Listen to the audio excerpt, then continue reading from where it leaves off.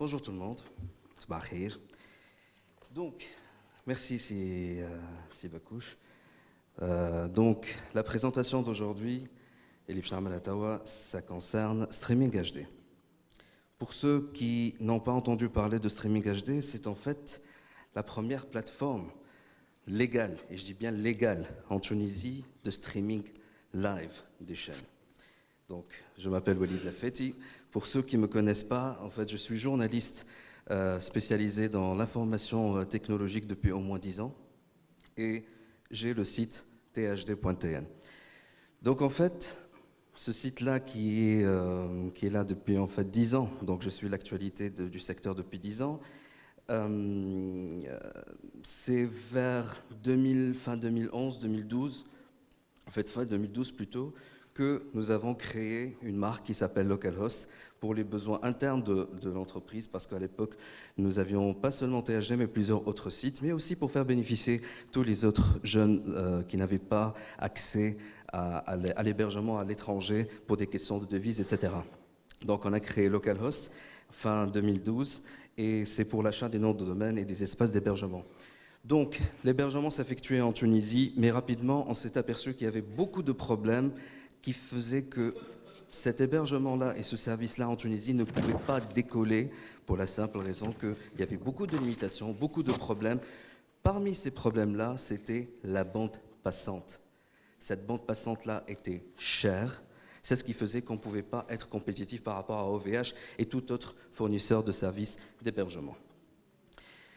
Donc, là, c'est pour mieux vous expliquer le contexte de lancement de Streaming HD. Là, c'est le graphe de la bande passante de cette semaine, Zied, la TI, de cette semaine-là. Donc, en fait, c'est le comportement du Tunisien, en fait, de tous les internautes. Comme vous voyez, nous avons des pics de 140 gigas, notamment avant minuit. Donc tout le monde qui se connecte pour télécharger, pour regarder, je suppose, notamment du contenu multimédia. Pour vous expliquer un peu, c'est quoi le vert et c'est quoi le bleu.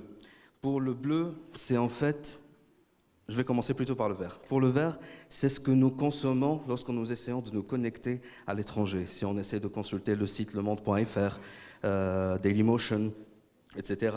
Donc en fait, on grignote de cette bande passante verte-là. Comme vous voyez, elle est énorme. C'est quoi la ligne bleue? La ligne bleue, c'est en fait le trafic national. C'est-à-dire que si on consulte un site en Tunisie ou si quelqu'un de l'étranger consulte un site en Tunisie, nous consommons de cette ligne bleue. Comme vous voyez, la différence, elle est énorme. Pourquoi j'en parle?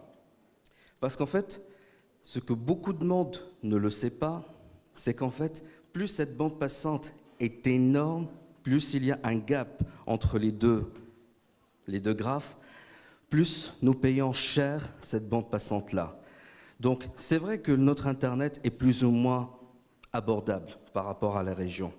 Mais il ne pourra pratiquement, il faut le dire, ne pourra jamais être moins cher ou disons, très abordable pour les classes, disons, pauvres, pour la simple raison qu'il y a ce gap énorme-là. Si on veut avoir un Internet moins cher, il faut justement que ce gap soit plus équilibré. Là, nous sommes à 5% contre 95%. Si on arrive environ à 60% contre 40% ou même un petit peu moins, là, on pourra négocier des prix moins chers. Donc, c'est en début de 2014, à l'époque THD, je suis allé voir l'ATI et j'ai dit il faut trouver une solution parce que c'est tout l'écosystème qui est en relation avec cette bande passante-là et avec ce déséquilibre-là. Et j'ai proposé à l'époque à l'ATI et j'ai dit pourquoi nous ne lançons pas un projet pilote qui va consommer beaucoup de bandes passantes et ce, afin d'équilibrer un petit peu.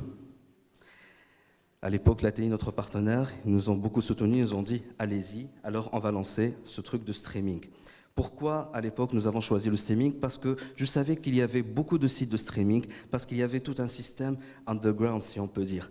Et j'ai dit, c'est une occasion pour qu'on récupère ce flux-là et qu'on voit un peu combien de Tunisiens regardent les chaînes sur Internet. Donc, en février 2014, Streaming HD est né. C'était en collaboration entre donc THD et l'ATI. À l'époque, il y avait quelques chaînes comme Nesma, comme Talza TV, et petit à petit, nous avons réussi à avoir d'autres chaînes comme El Hiwar, El Tounsi, avant qu'elles deviennent El Tounsi, El Tounesna, Talza TV, etc., etc. Sachant que cette courbe-là, c'est celle de la semaine dernière, mais en 2014, c'était un pic de 80 gigas, mais on avait la même allure. Donc le même problème persiste encore. À l'époque, en 2014, l'audience a commencé à augmenter rapidement et nous sommes arrivés à délivrer le flux. Et à l'époque, c'était une toute petite plateforme. Si Ziad est là, il pourra attester. Eh bien, nous sommes arrivés à délivrer plus de 3,5 gigabits par seconde. Nous avons atteint ce pic-là lors des résultats des présidentielles, si ma mémoire est bonne.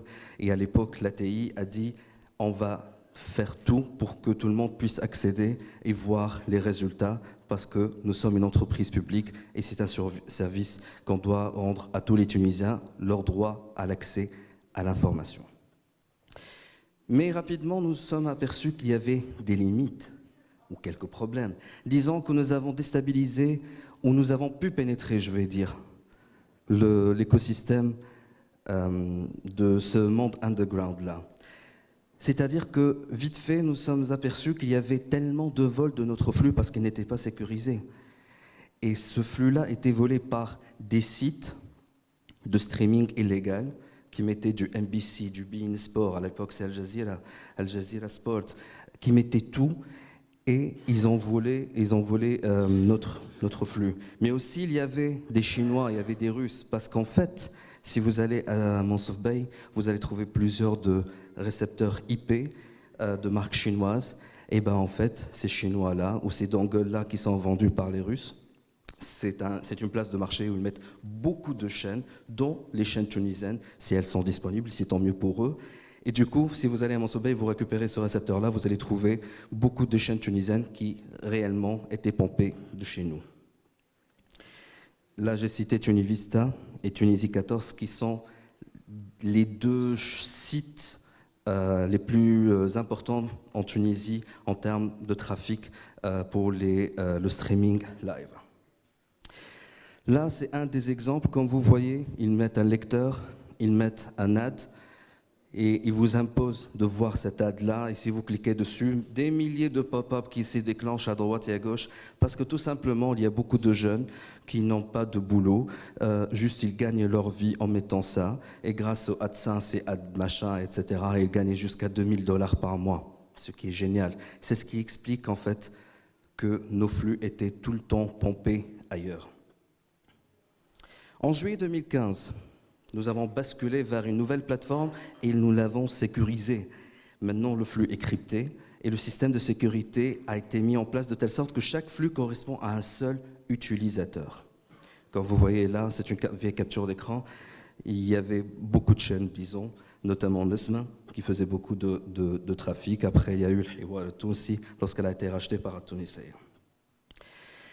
Et là, nous avons commencé à nettoyer notre base de données, tellement elle était pleine, tellement elle était saturée par les adresses IP. Nous avons déjà trouvé, après juste qu'on a fait le basculement vers la nouvelle plateforme, beaucoup de tentatives de piratage, justement par ces Chinois-là, donc par des adresses IP chinoises, ou par les Russes, comme je vous ai dit, parce qu'on utilisait ça pour vendre leurs produits.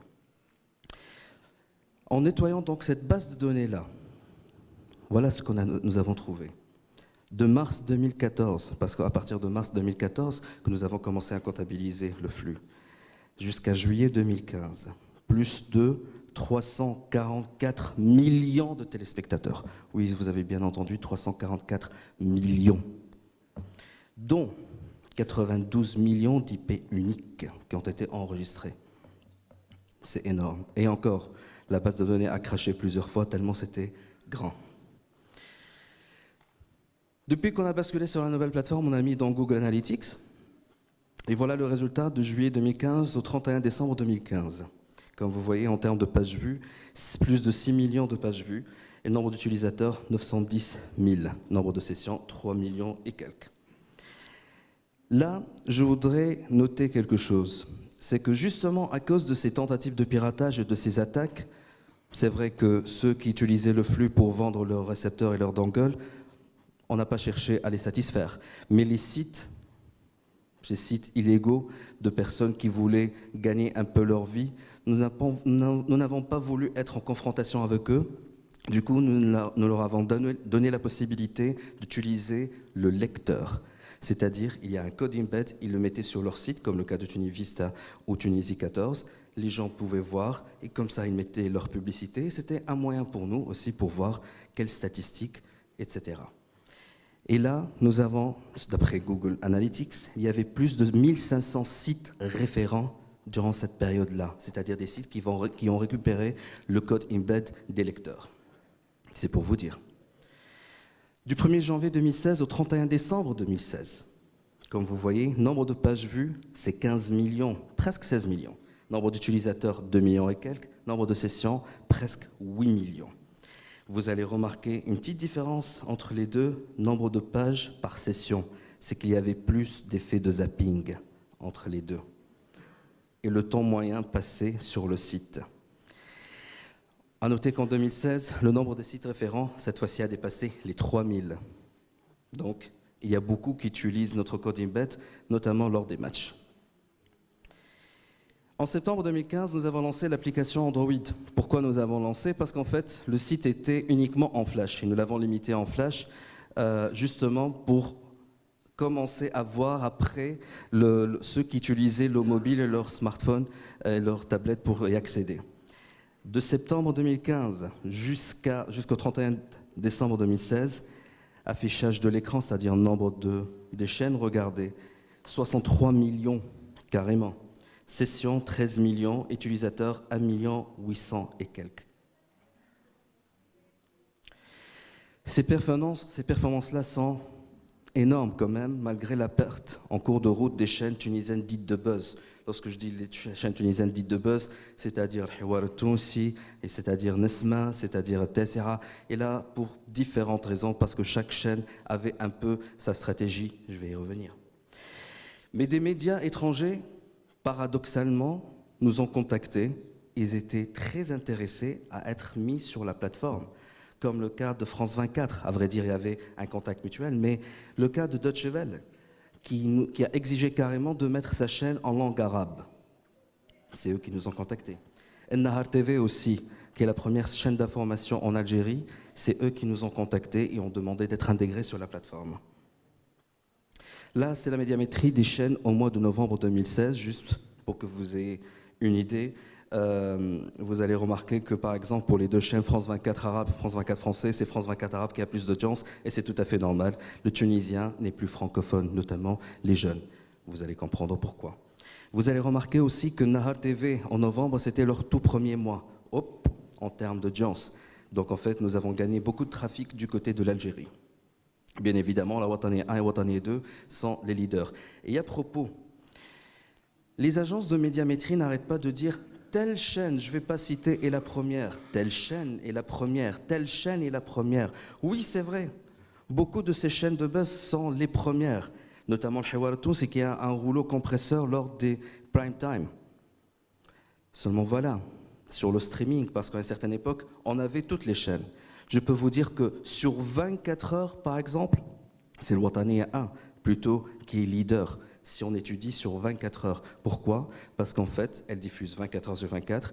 Et en plus, il y a les Tunisiens du côté du Canada qui se réveillent, qui mettent Al-Wataniya. Il y a bien évidemment l'Europe et l'Afrique. Sinon, il y a l'Asie. C'est ce qui faisait qu'on avait tout le temps du trafic sur le site. Et il y avait beaucoup plus de connectés sur Al-Wataniya. Pourtant, aucun des annonceurs n'a voulu exploiter cette donnée-là pour mettre de la publicité orientée vers les Tunisiens à l'étranger. Qualification de l'audience. Comme vous voyez, 35%, 25-34 ans. Ces données proviennent en fait de Google Analytics qui se base sur le Google Chrome lorsqu'on s'identifie sur Google Chrome et on met nos données, ou sinon sur l'Android. 25 à 34 ans, c'est 35% de la plateforme. Après, 35-44, 27. Et comme vous voyez, le 18, 24, 16%. Donc en fait, les seniors, entre guillemets, ne sont pas les majoritaires. Et c'est tout à fait normal, c'est la nouvelle génération qui utilise Internet, c'est la nouvelle génération qui utilise le smartphone. Et par ailleurs, j'ai entendu beaucoup d'anecdotes de gens des retours d'expérience. Ce sont des gens en fait qui ne veulent pas rester devant la télé, dans leur salon. Ils sont dans leur lit en train de consulter sur leur smartphone les chaînes qu'ils souhaitent. Donc c'est plus d'interactivité, si on peut dire. Quels sont les problèmes rencontrés? Déjà, j'ai écrit la mauvaise foi de quelques chaînes. Et il y a aussi l'incompréhension. Pourquoi la mauvaise foi? Parce qu'en fait, il y a beaucoup de chaînes qui ne veulent pas être diffusées sur le streaming. Pourquoi? Parce qu'il y a les fameux rapports d'audiométrie, de médiamétrie qui sont diffusés par quel conseil, je ne sais pas quel média, machin. Et dans ces rapports-là, qu'est-ce qu'on dit? On dit telle catégorie de gens ou telle personne ont regardé la chaîne. Seulement voilà, sur l'IP, parfois ce n'est pas toujours le cas. Bref, on trouve la même tendance. C'est juste que ces chaînes-là, puisqu'ils se basent sur ces rapports pour aller après aux agences de communication pour vendre leurs espaces de pub, ils ne vont pas se baser sur le rapport de l'IP, ils vont se baser sur les rapports de ces agences-là. Du coup, ils n'étaient pas du tout intéressés, loin de là. Carrément, il y a une chaîne qui a dit « Nous ne sommes pas intéressés, nous voulons plutôt renvoyer tout le flux vers le récepteur. » J'ai dit « Mais c'est insensé, vous allez contre-courant. » Ils disent « On s'en fout. » Ils ont raison, c'est une question d'argent. Les autres n'ont pas vraiment compris l'enjeu. Tout à l'heure, dans la session introductive, on a dit on va y aller vers ce changement-là où la télévision va passer sur Internet. Ce changement est déjà fait. Nous sommes déjà très en retard. Il y a une génération qui a fait ce basculement-là vers l'IP. Et nous, les chaînes, n'ont toujours pas compris. Donc, le premier problème, ce sont les agences de médiamétrie. D'ailleurs, nous avons contacté une d'elles et tout simplement m'a dit « Les annonceurs ne sont pas intéressés, sinon ce n'est pas représentatif ». Autre chose, pas de stratégie claire pour amener le trafic en Tunisie de la part du gouvernement. Par exemple, le cas de Nesma. Déjà, nous sommes très contents que Nesma ont fini par lancer leur propre streaming en ligne. Au départ, ils étaient avec nous, on était dans une étroite collaboration. Bon, on n'est plus en étroite collaboration, mais ce n'est pas grave, nous sommes déjà très contents qu'ils ont compris l'enjeu. Seulement voilà, ils n'ont pas fait confiance à une plateforme tunisienne. D'ailleurs, ils n'ont même pas fait confiance à l'ONT, je suis désolé, ils n'ont même pas signé avec eux. Ils passent par Globalcast, n'est-ce pas? Non, ils n'entendent pas. Donc, ils passent par une plateforme étrangère, ils payent en devises pour diffuser leur streaming IP. Qu'est-ce que je peux dire? Rien. Est-ce qu'il y a une stratégie de la part du gouvernement pour ramener le trafic en mettant du contenu ici, en améliorant la qualité? Franchement, non. L'autre jour, je me suis entretenu avec le PDG de l'ATI. Il m'a donné une information qui était une sacrée gifle pour moi. Lorsqu'il m'a donné déjà les chiffres de streaming HD en termes de bande passante, c'était énorme. Je m'y attendais absolument pas. Pourtant, on n'avait pas les chaînes de buzz. Hein.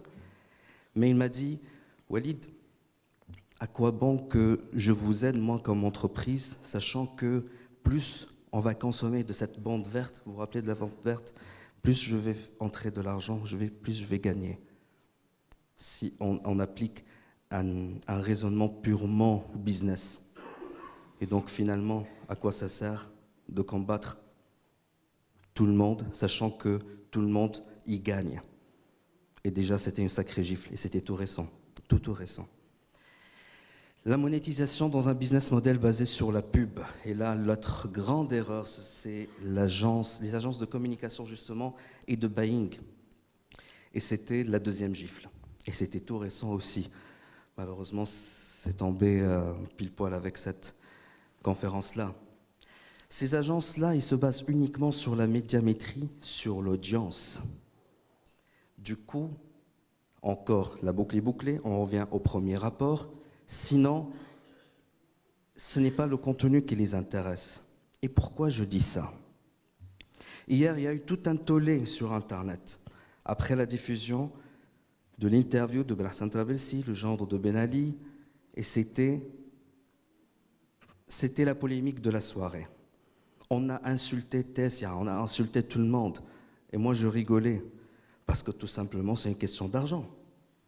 Les chaînes vivent de la publicité. Et s'ils veulent la publicité, les agences de com vont dire la première chose, quels sont vos chiffres, quelles sont vos statistiques. Sachant que Monsieur Walid, 2 minutes. Sachant que cette jeunesse-là, et vous avez vu qu'il y en a qui utilisent le streaming HD, mais beaucoup d'entre eux sont sur YouTube. Ils n'utilisent plus le live streaming, ils sont sur YouTube, ils sont sur d'autres plateformes et consultent leur propre contenu. Croyez-moi, ce n'est pas le contenu tunisien qu'ils consultent. Donc, si vous voulez parler de régulation, avant de parler d'Internet, de fréquences, de quoi que ce soit, parlez de l'écosystème, parce que ce n'est plus tolérable qu'on laisse la main à ces agences-là de faire, je ne sais pas comment m'expliquer le terme, c'est de dire cette chaîne-là, il faut mettre de la publicité dessus, l'autre non, parce que dans ce cas-là, c'est le nivellement par le bas. C'est ce qui explique maintenant le contenu où c'est plein de messages de haine, de messages de violence, de discrimination contre les femmes, contre tout le monde. Parce que tout le monde regarde, parfois applaudit, et finalement, tout le monde est content. Merci beaucoup.